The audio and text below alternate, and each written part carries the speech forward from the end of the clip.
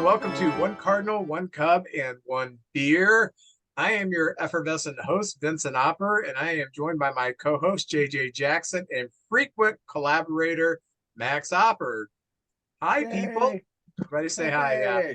I'm in a kind of a goofy mood, and because I'm a Cub fan, and we're not going to make it easy on ourselves, are we? But anyway, I do encourage you to like us on Facebook.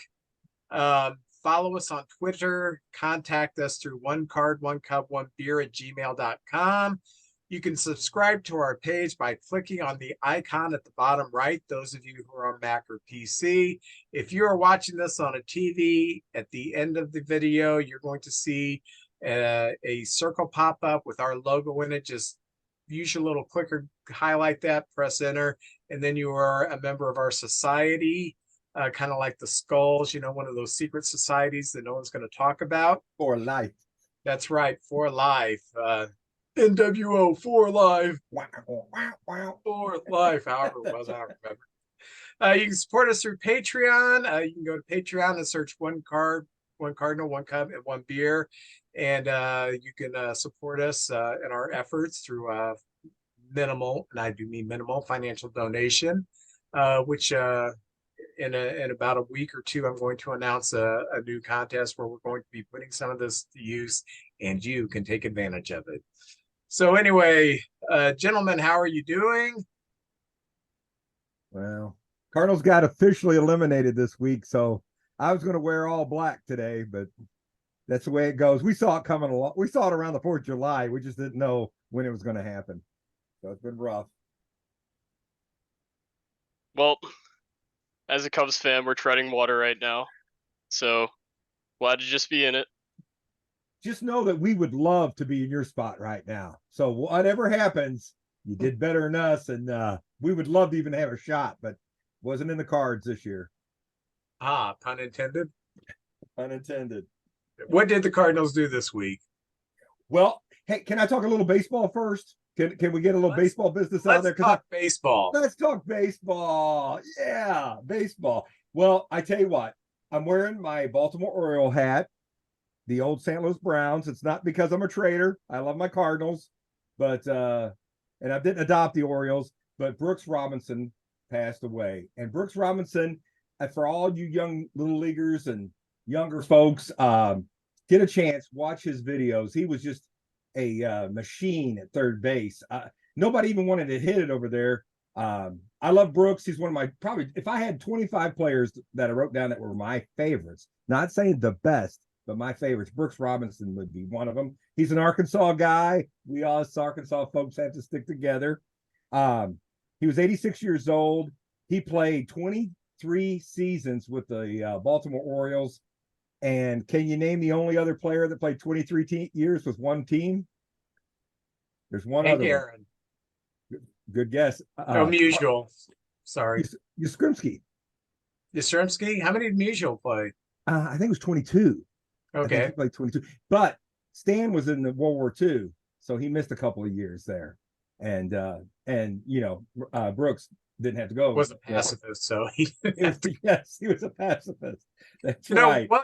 Once I thought it was a pretty good joke, and I tried it out at an open mic. How did it go? I had a friend who I have a friend who's suffering from cancer, but he's putting up a good fight. The doctor said that he's a fighter, and he's been battling this for 5 years, and he keeps going. I had another friend who died at the age of 19 from a cold, but he was a pacifist. And I thought it was a funny joke. Nobody laughed.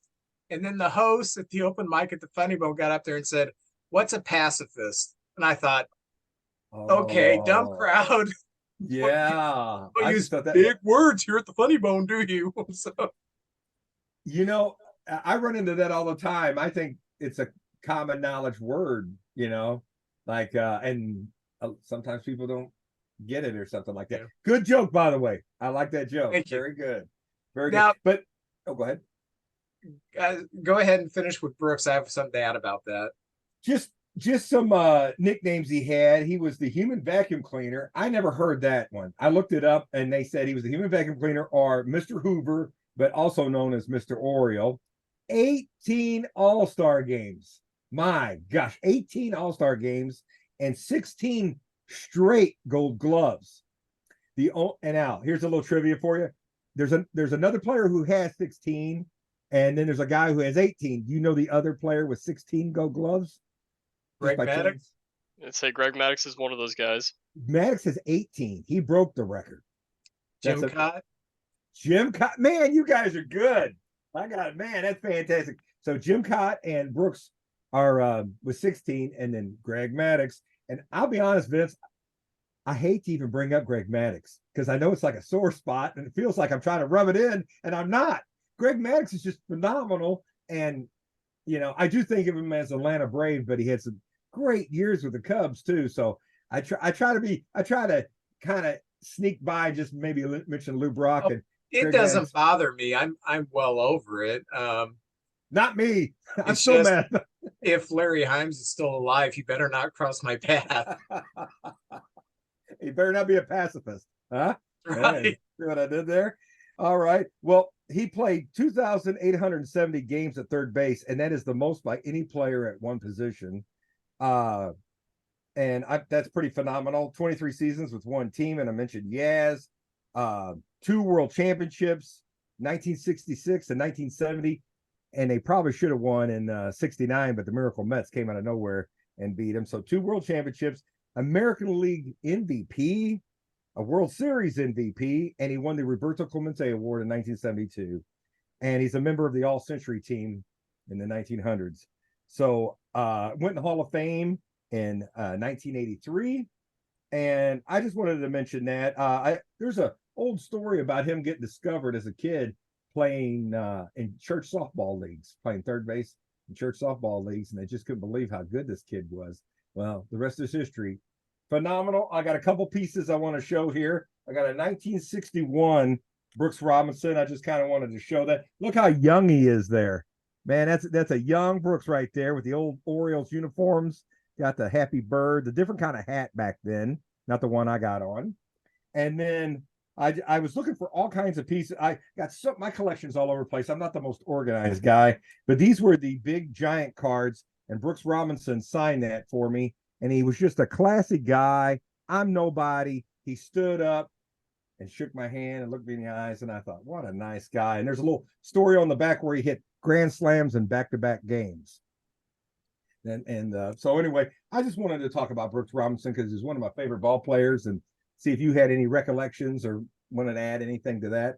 In the 70 World Series, I believe it was Lee May was up to bat, and he hits a screaming ground ball to the third base side, and Robinson backhands it, and he's 15, 20 feet in foul territory with his momentum going to the stands, and turns around and fires a bullet and throws out May.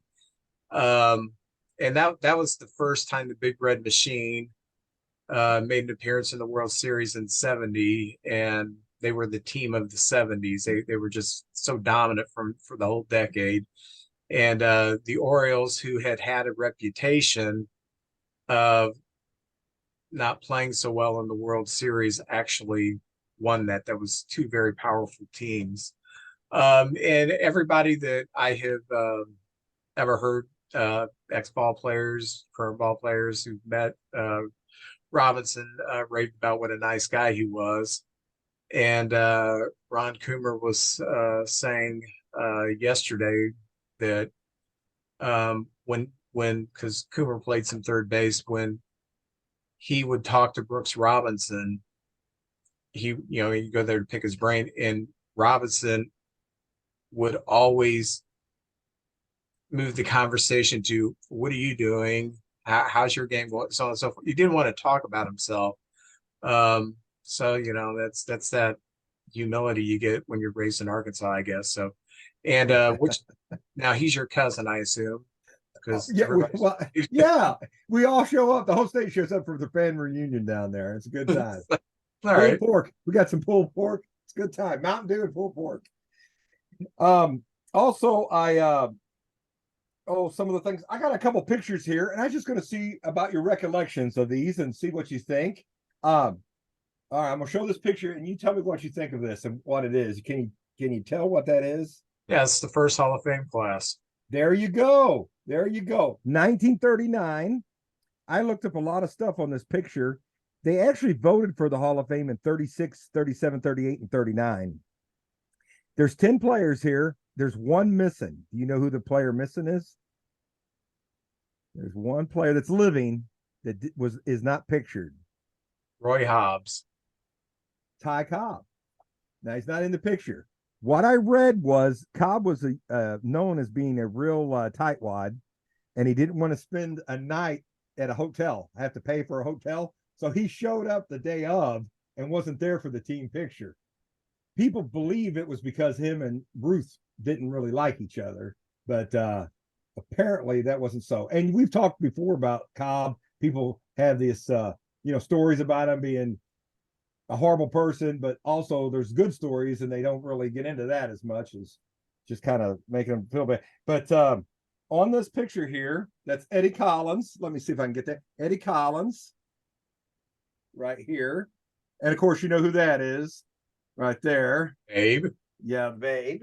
And then right here, that's Connie Mack, the 50-year manager for the Philadelphia A's. And then right here is Cy Young. The great Cy Young. Right behind him, I think these are two of the greatest pitchers ever. That is Walter Johnson right there, the big train. Walter Johnson. I know that's Horace Wagner right there.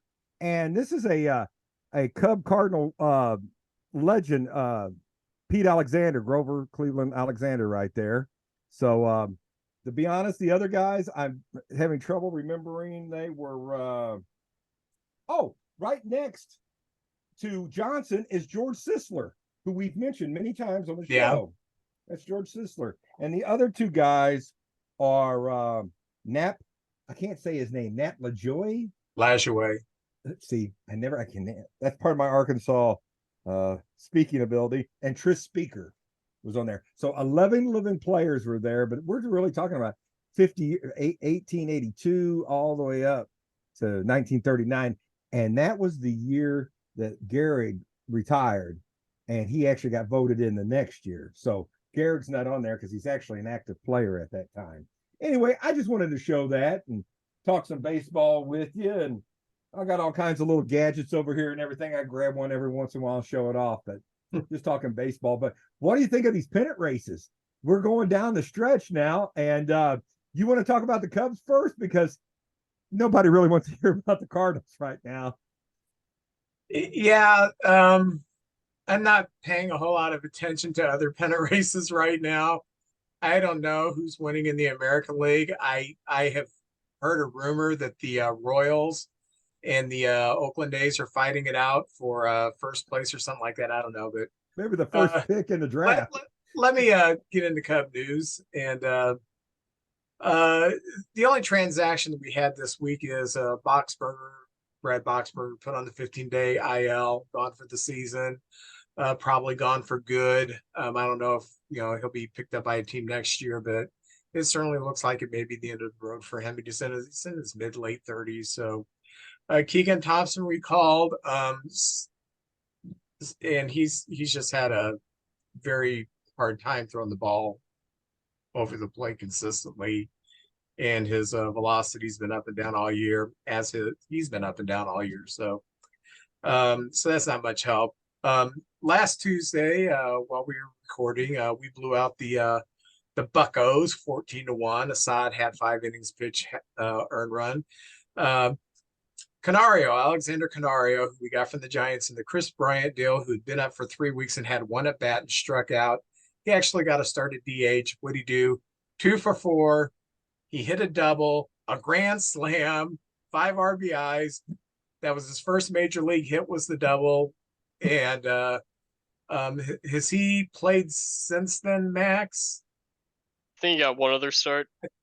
Yeah, he did. I think he had no first. So, but anyway, also in that game, Suzuki had 3 hits with a home run. Suzuki's been so hot in August and September. Bellinger, Swanson homered 14-1. Then on Wednesday, we played the Pirates, and we had to face their best pitcher, Mitch Keller, who, if he was playing for a different team, the poor guy, he's played for the Royals and the Pirates. My gosh, he'd be a household name if he played for a decent team. But Things have to turn around for him. yeah, this game was depressing. We lost 13-7. Steele lost.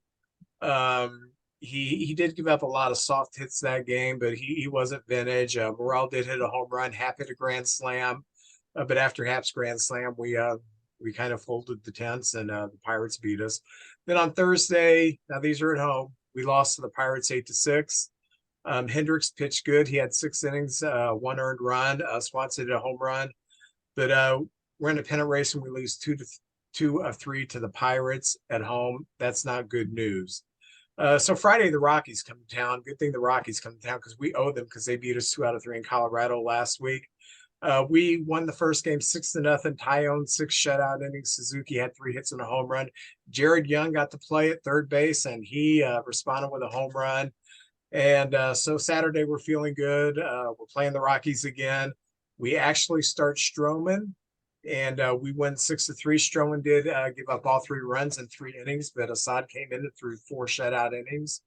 Horner had a couple of hits. Mastroboni, who has played very well since Madrigal's been out, he's been playing third base. He had 2 hits. Morel hit another home run, and they just kind of opened the door a little bit on my commentary when I get there.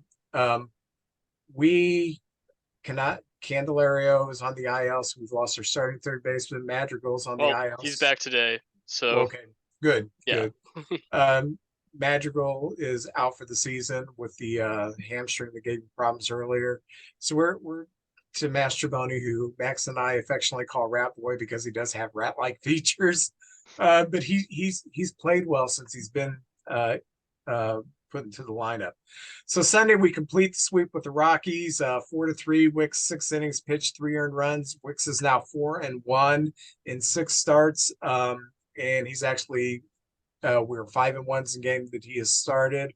Wisdom got the start at third base, and he hit the go-ahead 2-run home run in the 6th, and so we sweep the Rockies. We're off Monday. Last night was a game that really hurt.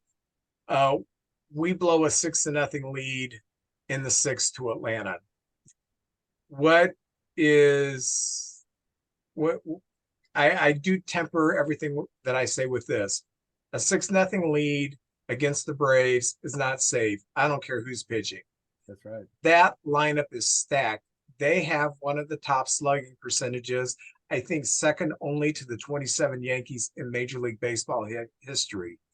So you can't have a lead that's safe enough. Steele started and he threw 5 innings, gave up 3 runs, and then we had to go to the bullpen, and the bullpen is just spent. We cough up the lead. What was really heartbreaking is Suzuki had an easy fly ball in the 8th that I wouldn't say he dropped, he just missed. I didn't.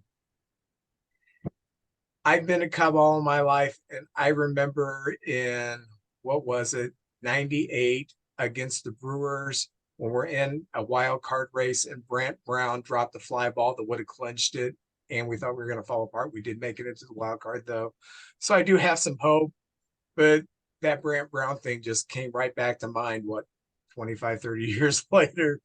In the 4th inning, we were up. This is my deal on Ross, and I want Max's input on this after I give my input.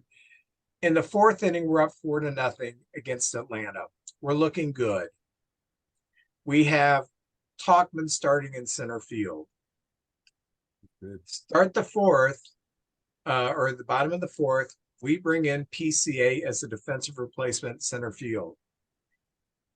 I have never seen a defensive replacement come in the 4th inning. We're up 4-0 against the Braves. Against the Braves, we're probably going to need more runs. They're going to eventually hit us. We bring in PCA, who has not got a hit this year. He looks completely overmatched against Major League pitching at this point in his career. but he's a heck of a defensive center fielder, but he's made errors on the bases. He doesn't seem to be playing with his head in the game. He's just overwhelmed. But anyway, putting him in the fourth inning, I thought was boneheaded. I thought Ross was showing his team, I don't trust you to get more runs. And I thought it just sent the wrong message to the team. It was a panic move. Oh my gosh, we're up 4-0 against the Braves. What do I do? What do I do? Defense for the rest of the game. PCA, get out there, get out there, get out there. Even though you can't hit, you're now a hole in the lineup. Talkman can take some walks. He can get some hits every now and then. PCA, go out there and play defense. And it just sent the wrong message. Max, what did you think about that move?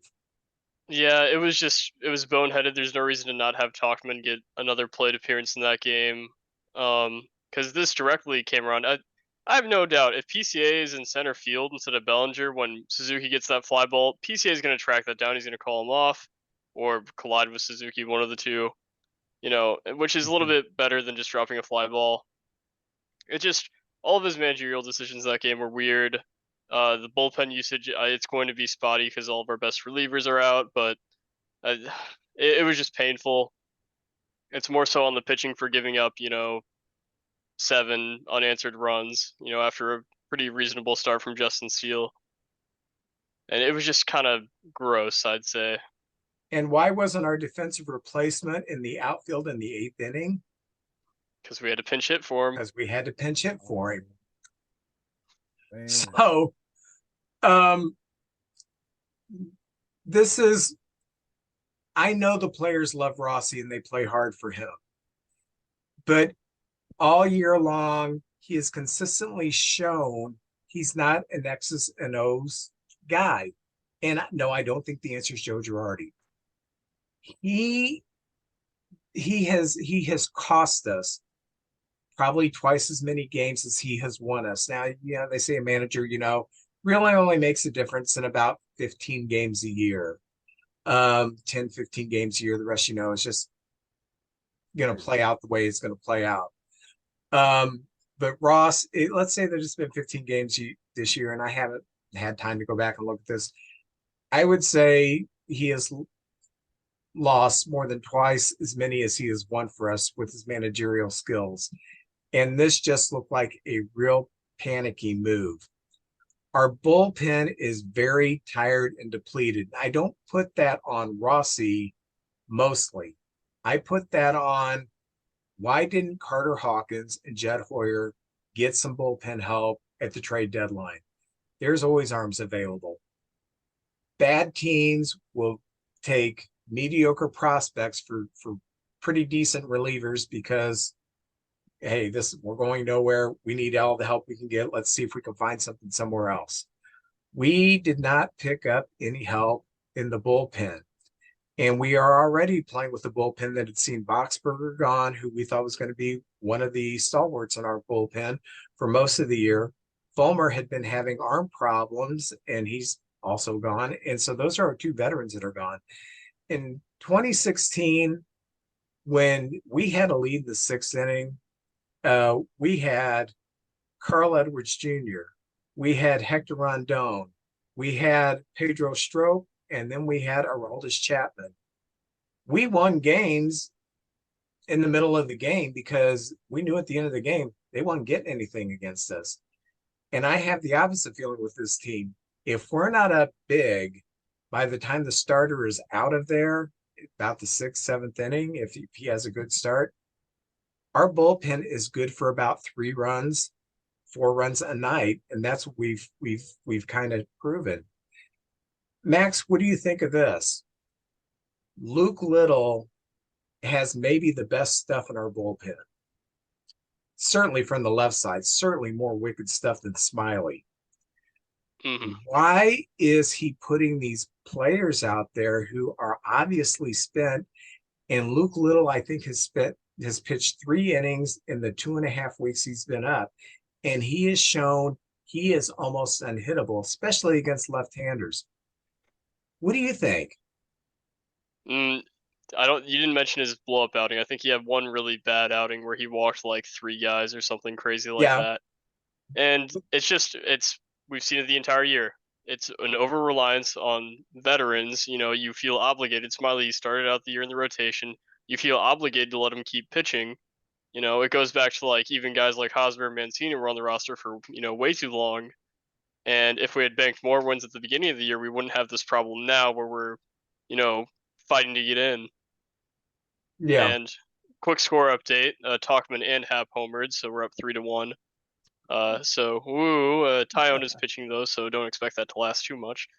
6 shutout innings against the Rockies.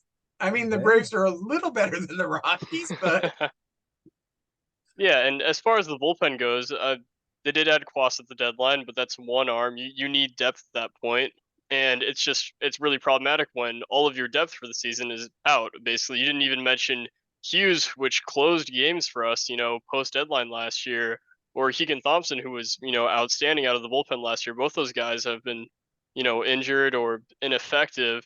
You'd even lump guys like Estrada in there, guys who they traded away Manny Rodriguez, who was a good depth option at Iowa, and now they're kind of suffering for it. As far as the deadline goes, we got to remember that they didn't actually have a playoff spot at the deadline, if I'm remembering correctly. They were like a few games out still. So, you know, I think if the deadline is a week or two later and they've secured that playoff position, they're, you know, they show that they could play this well. I think they do add a lot more as far as the bullpen goes. They may even add another bench bat.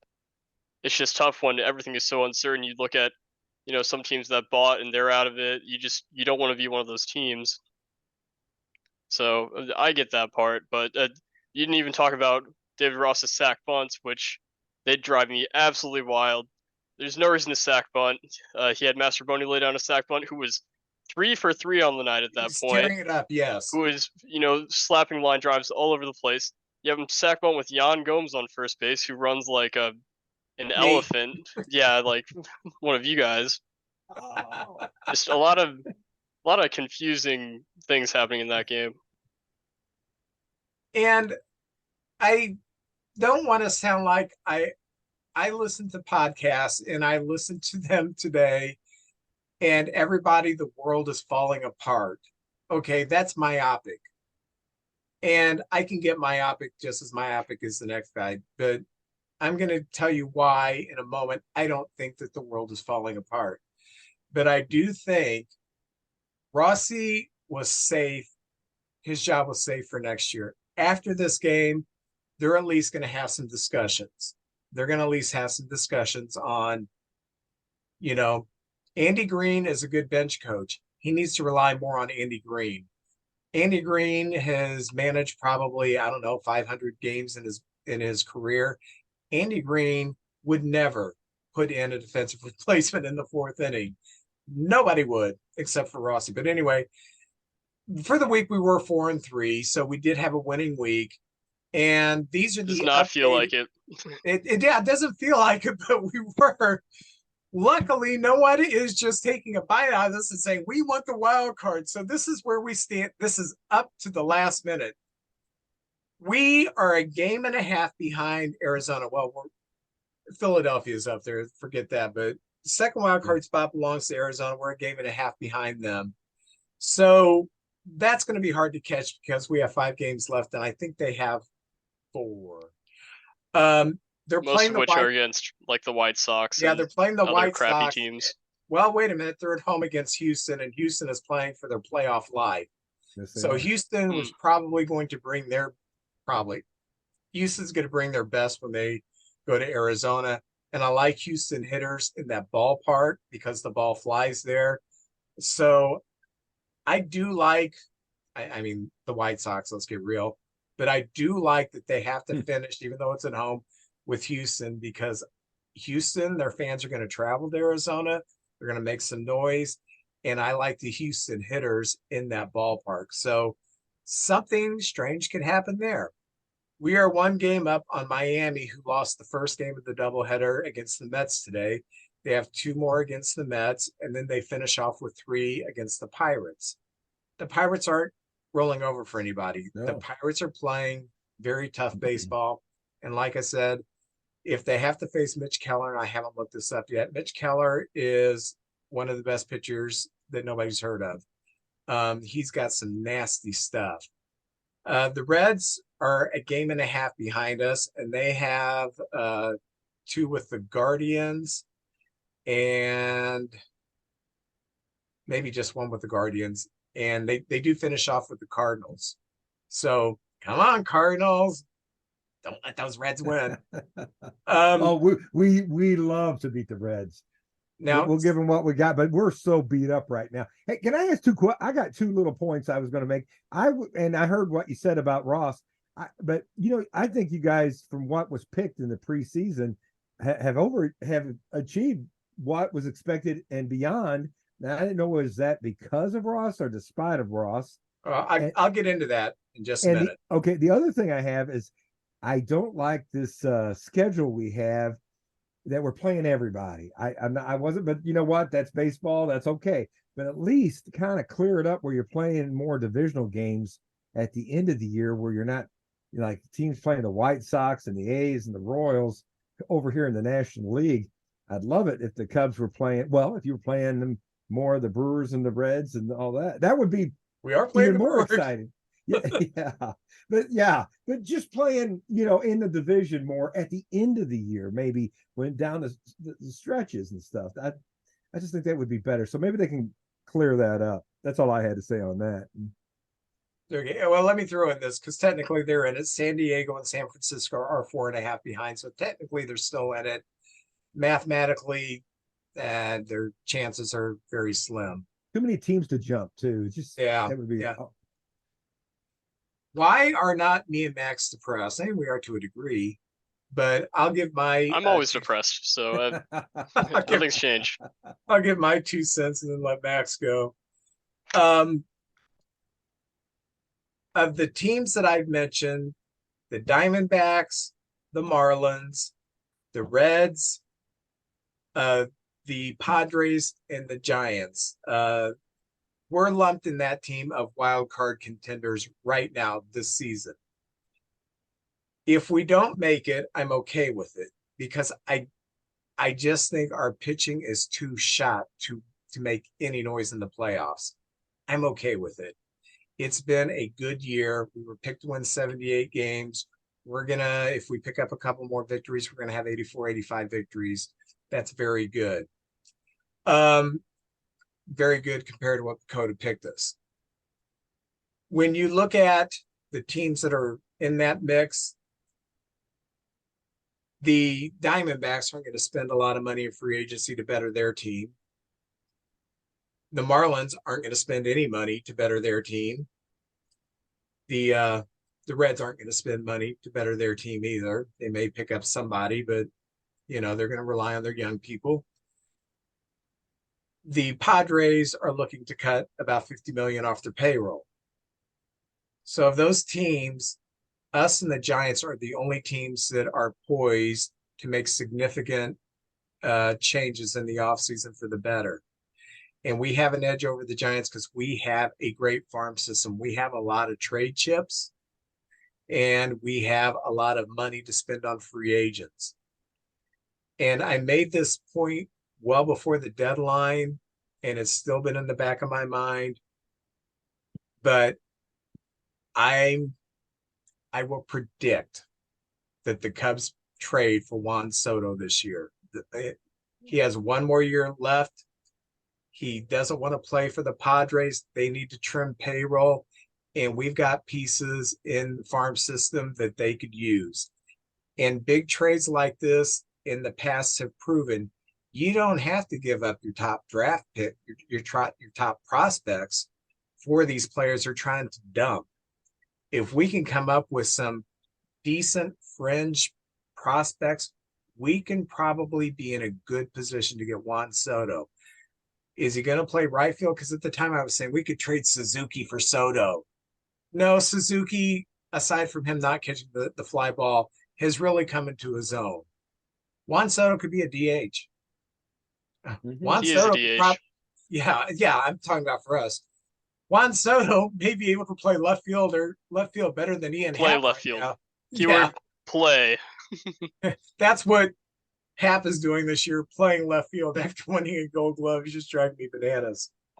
So I think we're in a real good position to be a not just a wild card contender next year, but to really be the team to beat in this division and move up there with the upper echelon teams. If we do what we say we're going to do, spend some money, make some trades in free agency. That's why I'm not depressed. Would it be cool to make the playoffs this year? Hey, yeah, a few extra baseball games would be cool. We could brag about it, so on and so forth. But if we don't, I really don't care because we're not a World Series caliber team this year. We are a good team who could be poised to be a great team next year. Mm-hmm. And your point about Ross, I'll give you a stat that is going to just kind of lay it out there. What's our run differential? Do you have any idea? JJ, take a guess. It's I believe you guys are plus like 50, aren't you? Like plus 50? We're plus More than 100. that. Plus 100, plus 100. 102 right now, technically. Oh, okay. Plus 102. That's all right. The team that one of the teams we're battling is the Marlins. Do you know what the run differential is? Going into 30? today? Negative 45. Oh, Negative 51 after they lost Negative 11-2. 51. Also, the Diamondbacks have a negative run differential. Yeah. So those are teams who make sound managerial decisions to win close games. We don't win close games because we do goofy things like this last game, and we lose by, would we lose 2 runs? a run. Just one run. Yeah. That's a close game. We should have run. We should have won. That's the difference. And, you know, I said this earlier in the year. What makes a good manager? They're not magic. Not every move is going to work, but they make the next right move. And I don't see Ross doing that enough. Greg Counsell might be magic, but no one else. yes. Oh, So, yeah. Max, what are your thoughts about this year, whether we make the playoffs or not? Yeah, I think regardless of what happens, how the next 5 games play out, I think people will look back fondly on this year. I mean, some projection places, like I think Fangraphs had us at like 76 wins. Some places had us below the Pirates in the Central, and obviously that didn't happen. So you can't help but feel good about that. Obviously, if they miss the playoffs now, it would be a little bit disappointing considering at one point they had like a 4-game lead or something on the 3rd wildcard spot. But I mean, this was a roster no one predicted to be successful, and they, overperformed a little bit. Some guys had some really good years. And, Jed Hoyer did deliver on his promise. He said this isn't going to be a rebuild. And he was right. If you look at when the Cubs sold off in 21 up till second half of 2022, when they started actually winning again, because the Cubs actually had above a 500 record post-trade deadline last year, they only really sucked for about 1 season. Yeah. And compared to, you look at the Tigers who've been rebuilding for like a decade now, the Royals have, kind of sucked since they won the World Series. Things could be a lot worse. And they've got a great farm system. We didn't even mention this. The Tennessee Smokies won their championship game yesterday. So for I think the third year in the past 5 years, the Cubs have had an affiliate win a championship. So it just shows how great the farm system is, and talent's percolating.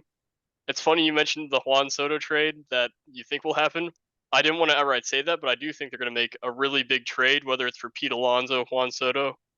They've got a crap ton of depth. They've shown that they're willing to trade prospect depth with the trade deadline. They've got the best rental bat, so they're willing to part with guys who are, decent. Obviously, I don't think anyone within the top 5 is getting moved besides maybe like Owen Casey. Maybe San Diego wants him back. He was acquired for Yu Darvish. So that was the name that I thought of. That is the top I would give up would be Owen Casey because he looks good, but we don't have room for him. So we're going to have to move him sometime. And yeah, San Diego's probably thinking, gosh, he looks pretty good now. And I will say on the side, the San Diego's going to want, probably a pre-arb player. If you look at like the Francisco Lindor trade, typically it's like pre-arb player plus fringe-ish, maybe top 50, top 100 prospect plus some depth guys. So I think, honest to God, Morel is getting traded this offseason, which sucks. Everybody loves him. but he has no position on this team. He's positionless. He can play the outfield. His best position is probably second base, which Nico Horner is going to put up, above a 4.5 WAR season for the second year in a row, which is absolutely crazy to think about. My favorite player, my GOAT, if you will, he's on my Mount Rushmore. It's Ernie Banks, and then Fergie Jenkins, Nico Horner, and then hopefully PCA one day. So I don't know, a lot to be excited about. Yeah, and if it is for Soto, Morel's been playing DH mostly. So, and what amazes me, Soto, who's not happy in San Diego, when you look at his statistics, he grades out to the 8th best hitter in baseball. Really? Yeah, and people think, oh gosh, he's having a terrible year. Yeah. By his standards, he is, but he's still the 8th best hitter in baseball. And is he even 25 yet? I think he'll be 25 in his walk year, I think. Oh my gosh. Goodness. Yeah, I mean, yeah. Just guys don't hit free agency that young anymore. It's absolutely crazy. You put him in the middle of your lineup. Look at what happens. Oh my gosh. I mean, I don't think it's just him. you think more moves coming? Yeah, I think we're gonna look at 2 hitters and a couple pitchers. And I know that Jed made the trip to Japan to look at the Japanese sensation. Yamamoto, yeah. And I can see a scenario where we make a strong pitch for Ohtani and we make a strong pitch for the Yamamoto. And it always helps that we do have a Japanese player on the team, that there'd be a comfort level there. And we are a team on the rise. I mean, I want to re-sign Bellinger, and I want to pick up 2 more hitters. I think we can have a dominant lineup. People are talking about, Matt Chapman coming over, playing third base. Wow. Could you imagine our infield? Bellinger at first, Horner at second, Swanson, Chapman. Wow. That's you better hit the ball to the outfield. Yeah. I'll just get through that. All right. Well, Max, thank you for joining us. And we got 5 more games. What's the score right now? Still 3-1? I think it's still 3-1. And the Marlins Mets game is tied. Okay. All right. So not bad news. All right. So anyway, we will see you next time. Yep. Hopefully the next time I'm back, we'll have a playoff spot. JJ, Max had to leave. Actually, I kicked him off here because I forgot that we hadn't done Cardinal news. Yeah, we're still around. Oh, what's going on in Cardinal land? Here, it's not been a good season, and I think the Cubs have much better than us this year. Congratulations to the Cubs. I think, though, we've got in our minor leagues, you talked about the Cubs minor leagues, we've got some stars coming. Our teams, I know the Springfield Cardinals went to the playoffs, so they're doing pretty good. I don't know how well they've done. I haven't really kept track of the minor league teams, but we had 2 straight winning weeks. And this week we kind of went back to normal for us. We were 2-5. After the Wayno win last Monday, everything's kind of just we were eliminated on Tuesday. The Brewers beat us 7-3. And after that game, anybody who had any ailments, they just went ahead and let them rest. Like Arenado, he went on the IR. And Alec Burleson tried to steal third and broke and fractured his thumb. He's out. Different players taking care of things. Dylan Carlson had surgery on his ankle. O'Neal, like always, seems to be hurt. So that's going on. But Tuesday, we were eliminated. Coming back. I don't know if we can get rid of him, to be honest with you.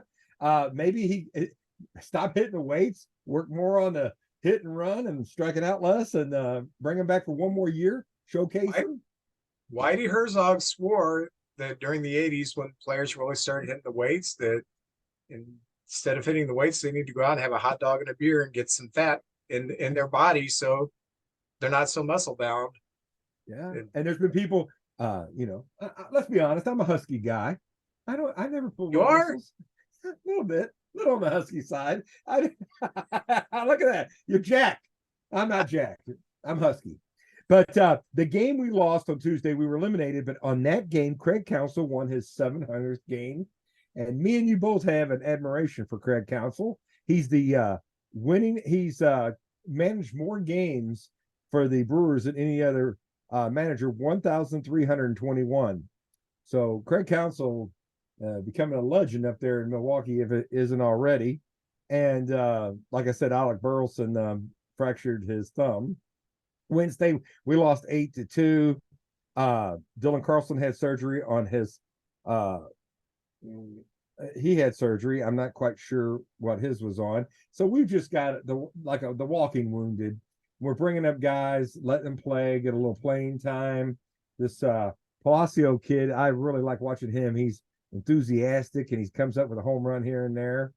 But basically, we were playing with like some spare parts right now and looking at some of these pictures and everything. But getting back to the Brewers took 3 out of 4 against us, and they're just a lot better than us. And that pitching staff is tough. And I tell you what, I know the Braves and the Dodgers are the front runners for the National League pennant, but I wouldn't count the Brewers out. They made some moves. They got that Carlos Santana and Josh Donaldson at third base. Maybe they could be like the Phillies were last year, give everybody a tough fight. You never know. Then we played the Padres, and the Padres are still in it, like you talked about before. And they beat us 4-2 on Friday night, but we beat them in 11 innings, 5-2. And it's always good to be a spoiler. I love being a spoiler and getting some wins there.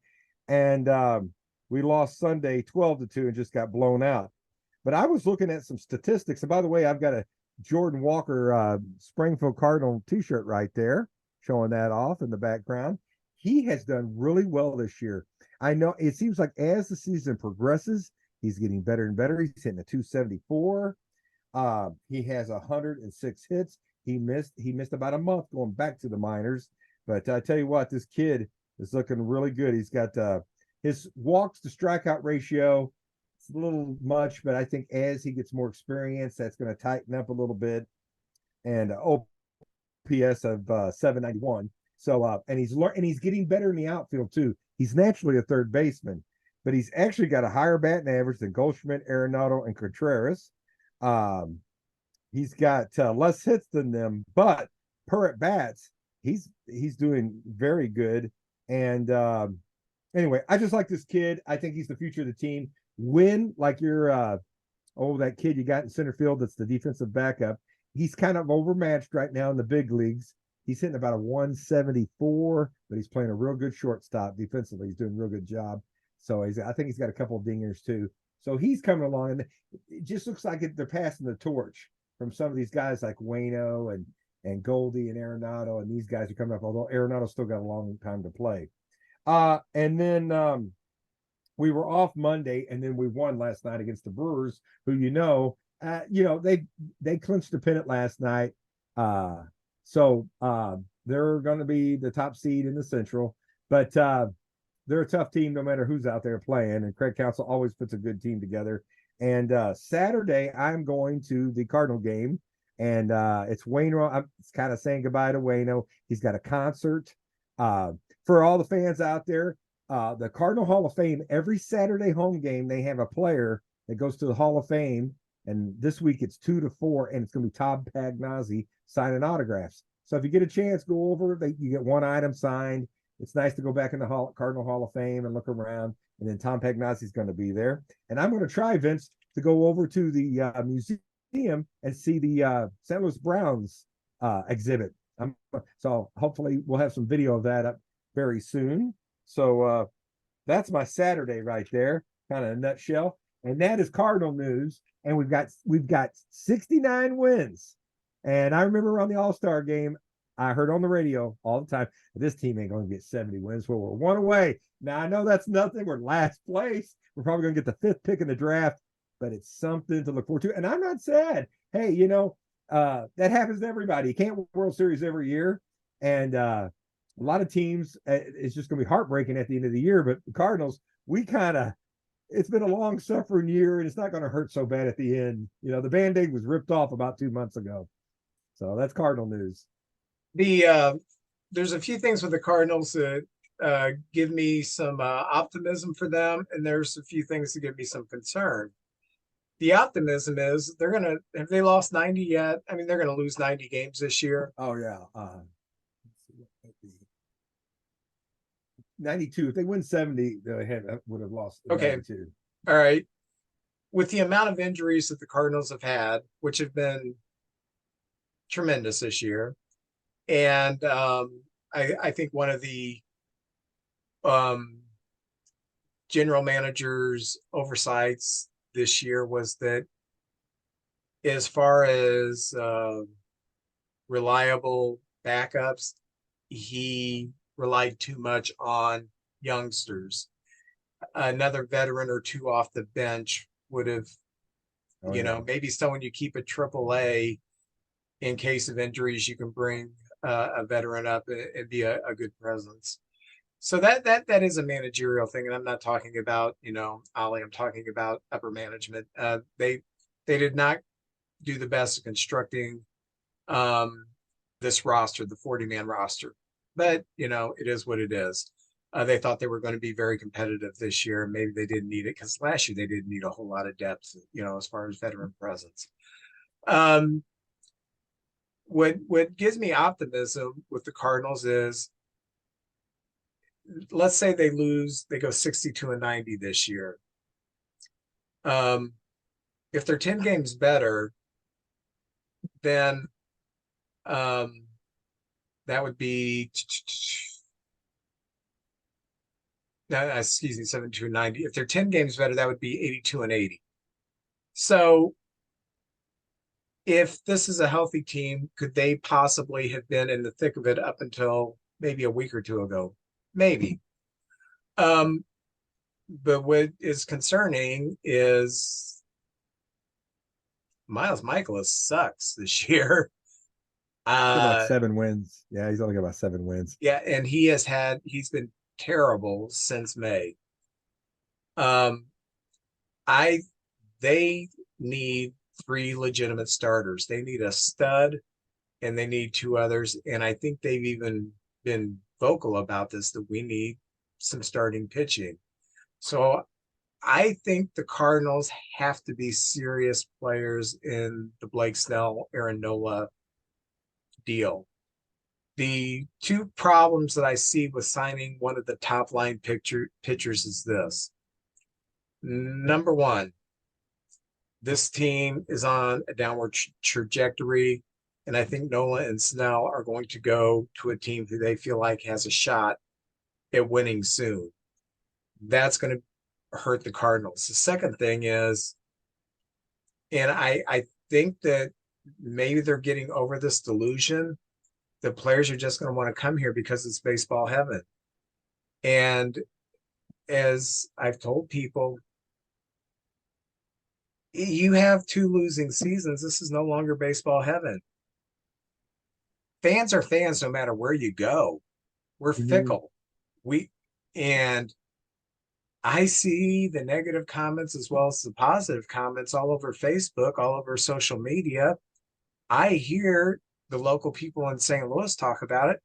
There's a lot of negativity, and it comes across as, the soccer team's really good. Let's just become soccer fans now. Or the Blues, Blues are coming up, why waste my money to go down there and watch these guys because they suck?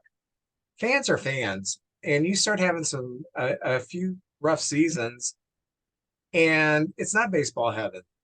I've seen Cardinal fans boo their own players before. I've seen Cardinal fans pelt the field with crap whenever Mark McGwire got kicked out of the game. Oh yeah, that's right. This almost sanctimonious attitude that a lot of fans have, that we are so much better and smarter than other fans, is just like, the rest of the world doesn't see it that way. And I think that the Cardinals, since probably, I don't know, Arenado was the last, they are not the most attractive location for big time free agents. First of all, it's a small market. And if you have any aspirations of making extra money by doing endorsements and stuff like that, you're going to LA, you're going to Chicago, you're going to New York, you're going to Houston, you're going to Atlanta. You're not coming to St. Louis. So I do see that it's going to require that the Cardinals open up the pocketbooks like they've never done before. They're going to have to outbid people for Nola, for Snell, whomever they really target to be that stud at the front. They're going to have to outbid someone. And that's what scares me about the Cardinals. They've never showed me that they're willing to outbid another team for a free agent. So my thoughts on that is I remember years we won the World Series, there'd be in June, there'd be people irate. This team stinks, da da da da da. I mean, you always get that anyway. Even if it could be a 15 to 20% or these people talking all the time. And I say if they want to leave, let them go. We got plenty of fans. We'll be all right. And they can complain all they want. There's people, there was that year where we barely got in the playoffs and we ended up winning it. And them same people, and I know some of these people, they were jumping on the bandwagon at the end. I do it. Oh, they go back and forth. And I hate it when Cardinal fans, some of the fans I know, brag too much because I'm like, oh no, you've upset the baseball gods. Just keep it down, enjoy what we got, and ride it out. This year, the big thing was our starters were terrible. Our bullpen was taxed. And I seen a stat one time, like we lost 38 games that we were leading like in the eighth inning. If we won half of those, we could have been in the race. But to be honest with you, it's over now, and you can kind of look back. And I just don't think we can compete with the Braves and the Dodgers. We could have showed up, maybe won a game, but those teams are just so much better on paper than we are. So that's just, and there's an ebb and flow to baseball too. But some of the best moves we made were moves we didn't make. We way overpaid for David Price, and then a team came along at the last minute and gave him more money. Albert Pujols, I thought we gave him a fair deal, one of the biggest contracts in Cardinal history, and he went to the Angels.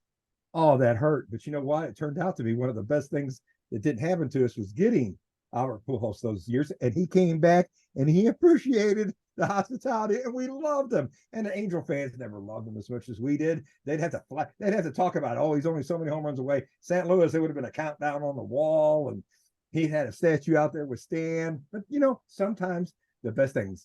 Jason Hayward, I know he did good for y'all, but I think that worked out for the best for us and you guys too. Sometimes the best moves are that work out for everybody. We won a World Series with him, so we're not. Yeah, that's right. And good for y'all. It worked out for y'all, and it worked out for us too. Oscar Triveros, the death of Oscar Triveros. Oh, it's just got a rippling effect through the years. And it was just such a sad thing. I don't know if he would have been the player we thought he was going to be, but it sure did have to make us go get other players. I don't know if we're going to get either one of those top two guys. With all the Yankees and the other teams bidding on them, I just don't know if we can compete with that. But the years we did good in the playoffs, we had inning eaters. They weren't the big name guys. Woody Williams, Jeff Suppan, those guys weren't the big name guys. But like Kyle Gibson, he's an inning eater. He lives in St. Louis. He's got a lot of friends on the team. I just heard an interview with him, and he'd be a guy. I'm not saying he's an ace or nothing, but he's a solid pitcher that could come in and eat a lot of innings and save your bullpen a little bit on the end there. Plus, we got a lot. We're going to have to make some decisions on our players. Is O'Neill, Lars, and Walker our three outfielders? What are we going to do with Dylan Carlson? Are we going to get rid of him? He's hurt now. We got three catchers. Herrera can't stay in Memphis forever. Luka Baker, we got Goldschmidt at first, but Luka Baker, he tore it up in the minors. So maybe we can package some of these guys and get a young pitcher that's promising or something like that. I think we're going to turn over and win the World Series? Anything's possible, but I doubt it. But I'm happy. This year was kind of a wake-up call, and I'm optimistic about next year. I think with this expanded playoffs and everything, anybody can turn it around in a year and at least have a shot at getting to the playoffs. So we'll see. It's not the end of the world. See, I kind of think we're in a different era of baseball. You can have your innings eaters, but you need two dominant starters at the top. If you're going to go three starters in the class, you have to have swing and miss guys at the top two positions. And defensively, the Cubs are as strong up the middle as any team in baseball. With Gomes, Swanson's going to win the Gold Glove. Nico is probably going to win the whole Gold Glove. He's probably going to be a finalist. And when we have Bellinger or PCA in center field, we are so strong up the middle. But when we have a pitcher, and we don't have strikeout pitchers, but when we have a pitcher or our staff, whenever we strike out 10 or more in a game, that's 10 less balls that are put in play that is not going to see the glove of Hap. And it sounds weird. I'm talking about a Gold Glover like he can't field, but he's terrible this year. That's it was just a glitch. It could be Yeah. a glitch, just maybe a glitch this year. I don't know. That's a ball that's not going to go to Wisdom. It's a ball that's not going to go to whomever. And that's how teams are winning this year. And since the Royals proved that if you have the strikeout pitchers, and you can minimize the number of outs that have to be made in the field, you can just be a decent offensive, a solid team, put the bat on the ball and run the bases. But if you have that kind of pitching, you can compete. And I think your innings eaters, you're looking at your third, fourth, and fifth starter. I see the Cardinals, the Cubs too, let's face it, but the Cardinals really need to overpay for one of these pitchers. It'd be nice if we did, but I could see the Yankees or the Red Sox or something like that. And I think they're going to make a run at it. And a lot of my friends say this: the Cardinals always, we were second. We came in second for that player or something like that.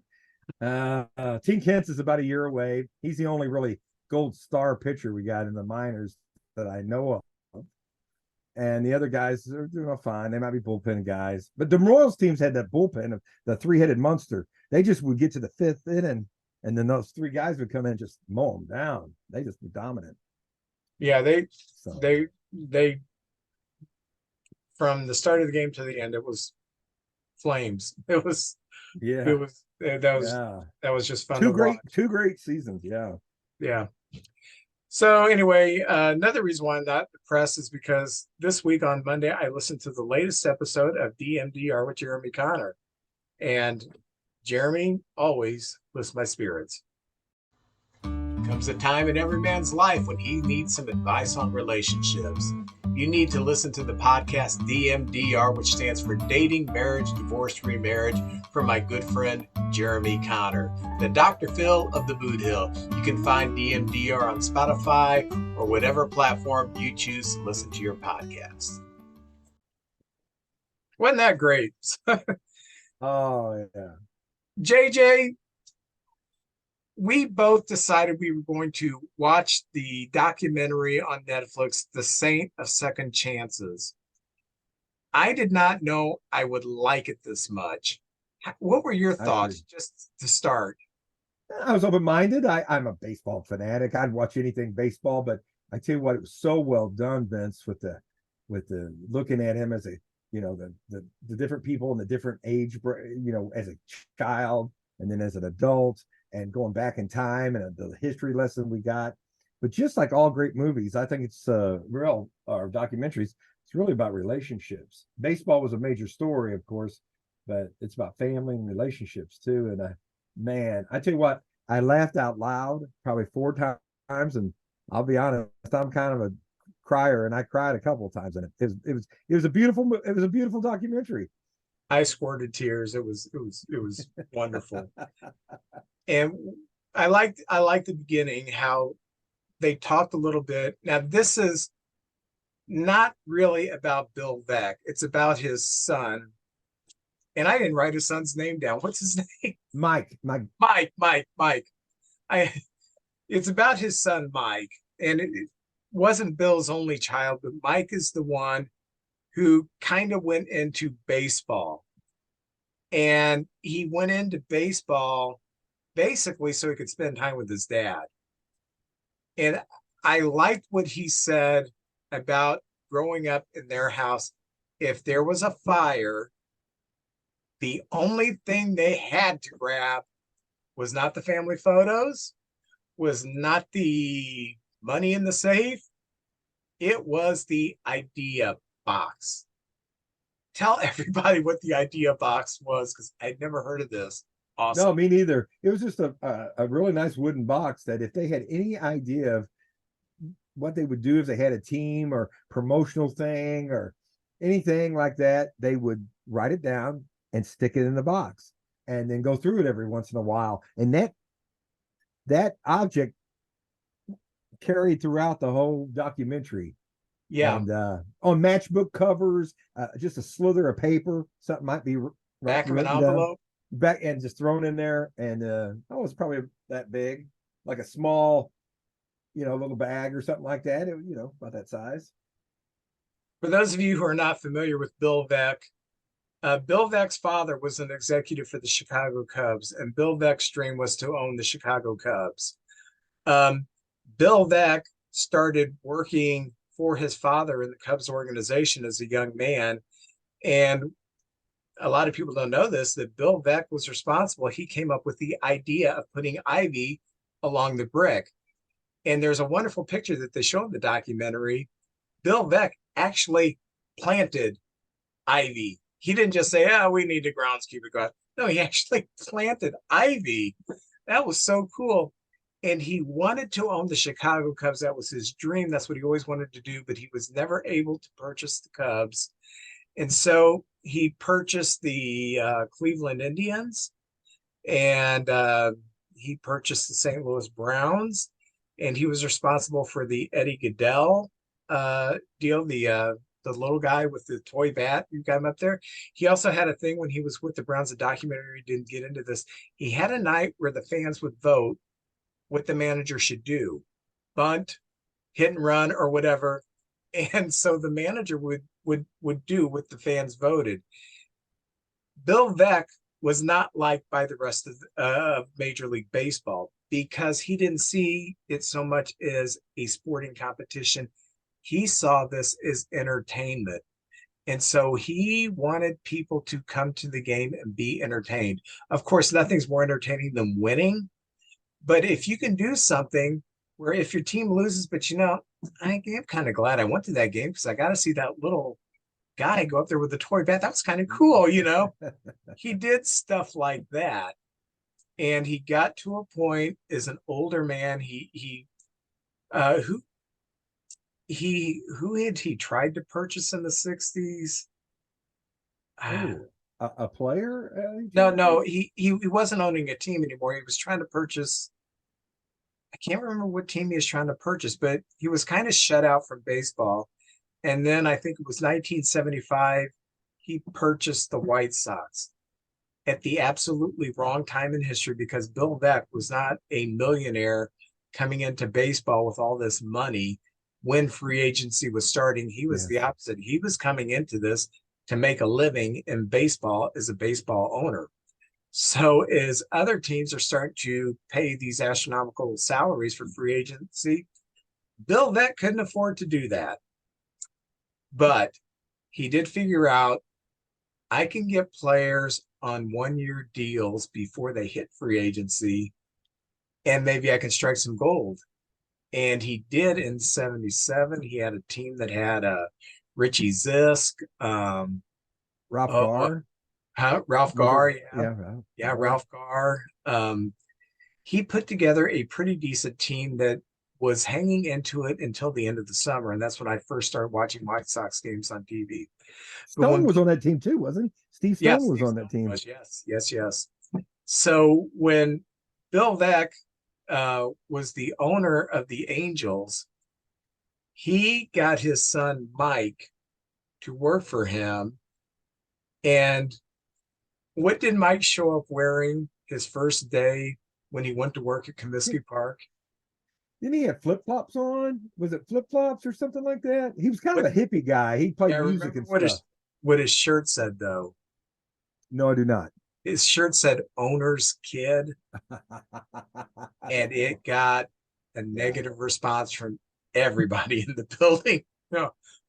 I had to hire the owner's kid. So he figured what he needed to do was he needed to work so hard and justify his being there.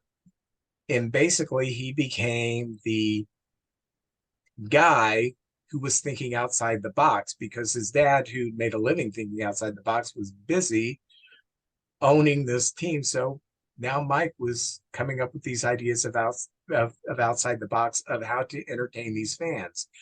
Uh, JJ, do you remember some of the things that he did?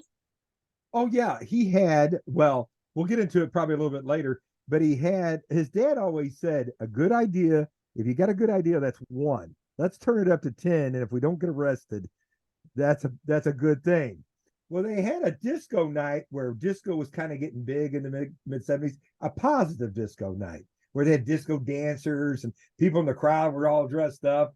He had little people dressed like Elvis running the bases. Uh, all kinds of neat ideas.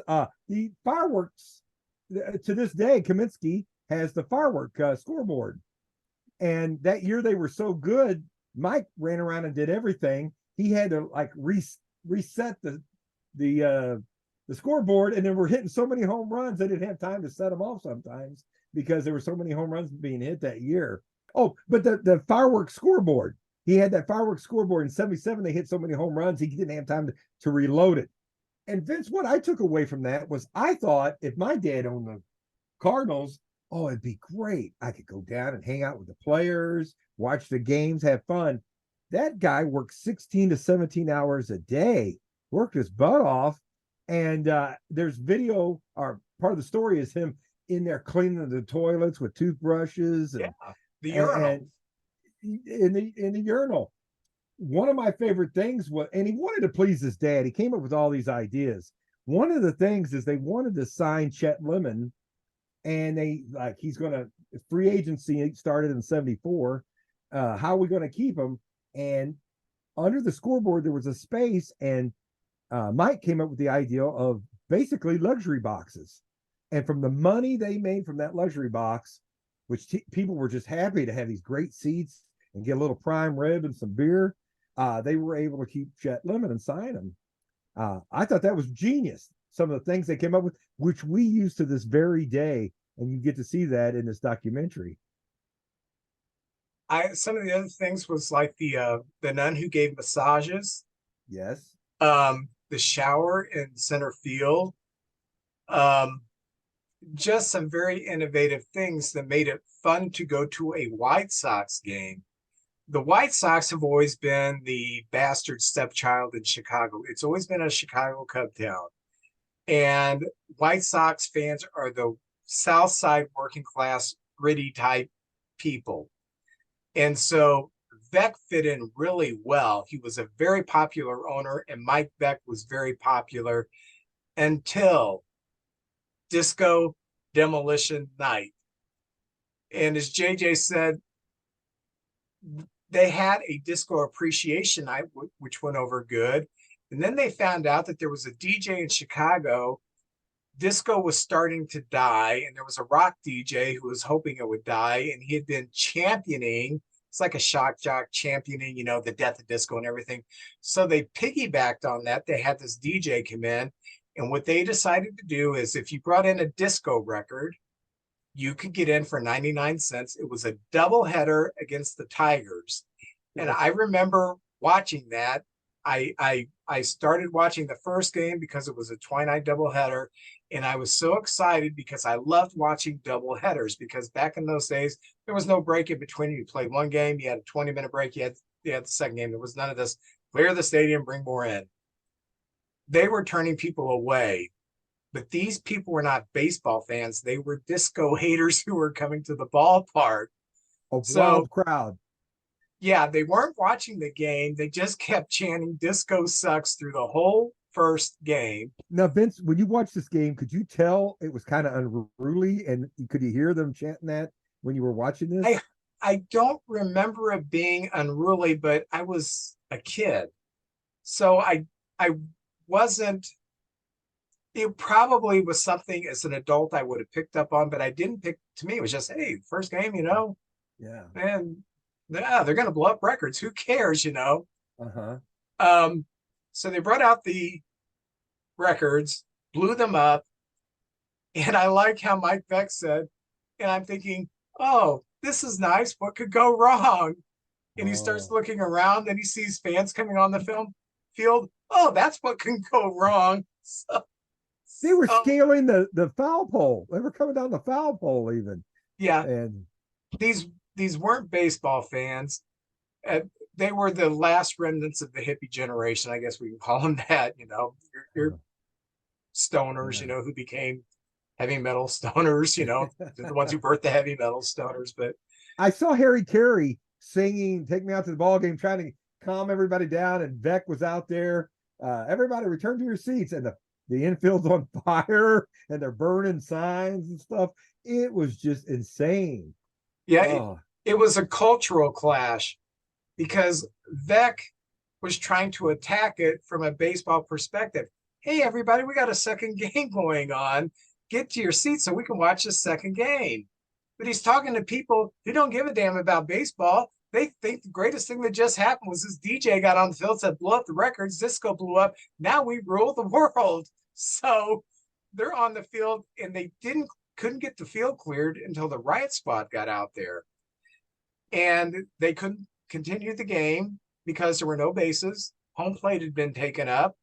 I do remember watching in between the games the grounds crew working like crazy, trying to get the grounds together for the second game, trying like crazy, and they were sweating, and it just couldn't be done. And so Bill Veck got back on the field and told the fans the second game is being, I think he said postponed, but I think actually they ruled it a forfeit. If memory serves me correct. But I remember him saying, save your ticket stubs and refund it for another game. And I'm looking back, I'm thinking, gosh, I bet they didn't cash too many of them. And I bet those hippies would say, hey, let's go to another ball game. So anyway, that ruins Mike Veck's career. And that's really where the documentary gets rolling because he bums around for like a decade. yes. And then he's asked to join this independent league and take control over the St. Paul Saints. Yeah. The St. Paul Saints, who are a stone's throw away from the Minnesota Twins, who play in Minneapolis. So you got this minor league independent team, and I think at that time they said independent ball was like somewhere below junior college baseball. Well, he went pro, college, triple A, double A ball, high school ball, and the independent league. I think that's how he put it. And the field they played on had a train. There was a home run wall, and there was a train that would go by every once in a while. And it didn't look promising, but it seemed like in those 10 years he just isolated himself and drank, and he had a lot of problems and very unsociable, depressed. He got married and he had a son, and he named the son Night Train. Yes, he did. First name Night, middle name Train, last name Veck. So, and he's looking at him, you wouldn't think that's the last guy you would think that would be called Night Train. Yeah. But he said, even if you can't play, you'd be one of the first people picked with that name. So he's kind of out there, and I really like him. He's adorable. He's got his laugh, and he's so full of life. And man, he lives it right there on the edge, doing everything he can. But the Independence, he took it as a personal, hey, we can do this, and he really made it a success. And to be honest with you, I thought this documentary is going to be about the Veck family. How he owned the teams. But once we got to that point, I thought, well, what else is there to tell? But let me tell you, just like you said, Vince, that's when the documentary really just starts, to be honest with you. You want to take it from there? Yeah, when he goes to St. Paul, he gets married, remarried, and they have a daughter. And this is your classic daddy's girl. And she loved growing up going to the ballpark. She loved being a greeter at the ballpark. And I'm talking from the age of like 4. She was very outgoing personality, very approachable. And she worked just as hard as her dad and her mom, because mom worked there too. They poured their all into the St. Paul Saints. and they made them financially viable. Fans came, they did all the promotions, they pulled out ideas from the idea box all the time, and they had all kinds of tremendous promotions and got the fans interested. And at one time, when nobody else would sign Darryl Strawberry because he had burned every bridge with his personal habits, he signed Darryl Strawberry to play for the Saints, and he didn't want to, but his wife said, "You of all people who've needed second chances in your life, you're refusing to give Darryl Strawberry a second chance." So Darryl Strawberry came and played for the Saints, proved himself, and the next year won a World Series with the Yankees. Just awesome. And he fell back in love with the game. He kind of yeah, fell out of love with the game, and that's really what it's all about. Is that all of us as kids just have this love for the game, and I guess playing it, he got burned out, and obstacles got in his way, and they had a baseball player who just wanted to play ball and he had no legs. That's a true story, and they became friends, and that's a real touching part of the story right there. yeah. And Darryl had hit 3 home runs in a game, and this friend of his, the one that didn't have legs, said, "Boy, you got a chance to get 4 here." He said, "Nope, you're taking my next at bat." And that, I think that was his only at bat, wasn't it? I think so too. Yeah. And he went out there. He did strike out, but the guy doesn't have legs, so But that was just a tremendous, touching moment when. Oh yeah. He said, Darryl said, "No, you're going to take my at bat," and so he entered the game, took the at bat, and they had other players like Jack Morris pitch there, after he had retired from Major League Baseball. And so Jack Morris is from Minnesota, so he's always going to attract people, and he's an attraction there.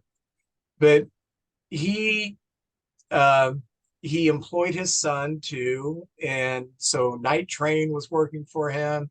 His wife was helping out, and his daughter grew up in that environment, and they bought other minor league teams, and they kept replicating what they were doing in St. Paul with these other teams.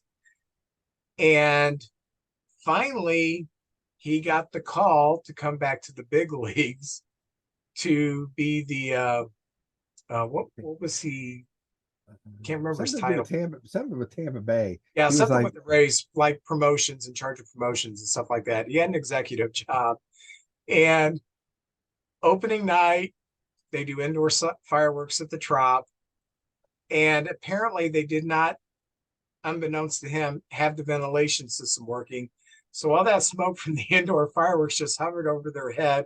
And at the end of the game, an outfielder for the Rays misjudged the ball, and the Rays lost because of that. And the player said, "I lost it in the smoke." And that was Mike Veck's career. Just another little cup of coffee with the major leagues. And because of circumstances of not having the place well ventilated, he was gone again. But that was probably the best thing that happened to him. Exactly. Because when he moved to Florida, they found out that his daughter had this eye disease and was going blind. And so when he initially moved to Florida, he was wrapping himself up in his work so much. That way he didn't have to deal with his daughter, who he is very close with, and his wife kind of called him out on it. Lost a job with the Rays, went back to doing their minor league thing. And then the rest of the documentary goes on about the relationship of him and his daughter and all that happened with that. And I don't want to give anything away from there. But it's very touching. It's very sweet. Through it all, Mike Veck has retained such a positive, fun out. He's like the guy you want to hang out with. And definitely. Yeah. And I love that his son from another marriage, who he didn't see very much for the first 10 years of his life, it seemed like, but his son and his daughter also grew very close, even though they were just half siblings and there was such a huge age difference. And I thought that was really cool, because as someone who has a blended family, I know that can be tricky sometimes to, the half siblings and the age difference and everything. But yeah, I laughed, I cried, I learned something, and I texted JJ I think I watched it last Wednesday or Thursday. I said I just watched the Beck documentary and I cried 3 times. It was tremendous. So if you get a chance to check it out, check it out. What's your final words to say on it, JJ? Well, I think life is not simple sometimes. There's highs and lows. And when you're at your lowest, things are going to hopefully they get better. This too shall pass. And with Mike Beck, he had some highs and he had some very bad lows. But in the end, sometimes things happen for a reason. And when he took his daughter pretty much on a long trip to go anywhere they could even imagine going, that was some of the highs, and he's got that to remember. So it was about redemption and to this. Well, I don't want to ruin it too much, but about the ups and downs of life and just and perseverance and things like that, and about families and relationships. And all great movies are based on those subjects. So I recommend it. Here at One Cardinal, One Cub, I got one wing up and one paw up. All right. So please watch it. Let us know what you think of it. I'd love to hear some feedback on it. And I hope our recommendations, it's a good hour. It's an hour and a half long. It's a long one, but you'll enjoy it. I think my favorite part, and I'm not giving away anything with this, and we are doing it really good, Cisco and Ebert right now. But I think my favorite part was when she was losing her sight and she said, well, Dad, I'm not going to be able to drive a car. And so while they were on this long extended vacation, he put her on his lap and let her drive the car because I think she was like 12 at the time. She knew by the time she got her license, she wasn't going to be able to see well enough to drive. So he spoiled her a lot, but she seemed like the kind of kid you couldn't help but spoil. What was she doing wrong? She's just hanging out with her dad and doing baseball crap. Oh, that's awesome. Man, that's everybody's dream right there. And he also, a few things, first professional women's pitcher. He had a woman's pitcher on the team. And she talks about how wherever she tried to play, people, they would catcall her or nobody believed in her. And he had her come down. And she said, I didn't want this to be a publicity stunt. I want to earn my way on the team. And she pitched, had a great changeup and got to play professional ball. The pig, he had a pig that would bring out the balls to the umpires and stuff like that. Just cool stuff like that. You'll laugh. And this guy really, he was an innovator, and the Beck effect is still in play today, but his dad was the last of those old timey owners, and the big businesses and things were starting to move in and take over at that point. Yeah, he did his work from the bar in Comiskey. He didn't wear a suit. He was just an everyday person who owned a baseball team. So that's very pretty cool. Everybody's dream right there. Every baseball player fan's dream. JJ, I'm very excited. Oh, okay. Because I have a Leaf set. Oh, very nice. Very nice. What are you opening? Well, you're opening those. I bought 2 packs of those giant baseball champions yesterday and today. So there's only 5 cards in there, but they're giant. A lot of writing on the back, storytelling, that kind of thing. This is the 1991 Series 2 Leaf set. All right. And we start off with Darren Holmes. Holmes. Yeah, I was going to say, I don't know much about him. Why is this happening? What you did again? I got 2 Lance Parishes. Oh, okay. Well, Lance Parrish. Who was with the Angels? Lance Parrish with the Angels there. Yeah. Oh, former Cub, Pirate at this time, Curtis Wilkerson. Decent utility. Okay, I remember him. Oh, very good pitcher and a very good manager, Bud Black. Yes.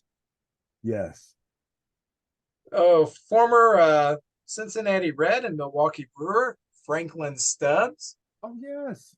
Had a nice long career. Oh, this is a borderline Hall of Famer. He had a great career. And he's actually, I did not remember that he finished out his career in Baltimore, Dwight Evans. Do we? Uh, Oh, really? He ended his career in Baltimore? that's the Orioles uniform he's wearing. Yes, it is. I'll be darned. I didn't He know had that. 379 home runs, 1,346 RBIs, 272 batting average. He walked a lot. I'm sure his on base percentage was somewhere near 400.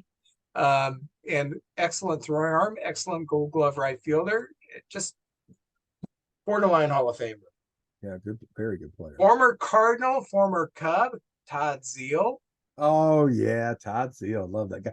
He, you know what? He came up as a catcher, and because of Pagnazzi, they moved him to third base. Okindo helped make him a third baseman, a solid third baseman, but a good player. Guy who had a lot of power, had some very good years playing with Detroit and Baltimore and Texas, Mickey Tettleton. Yes.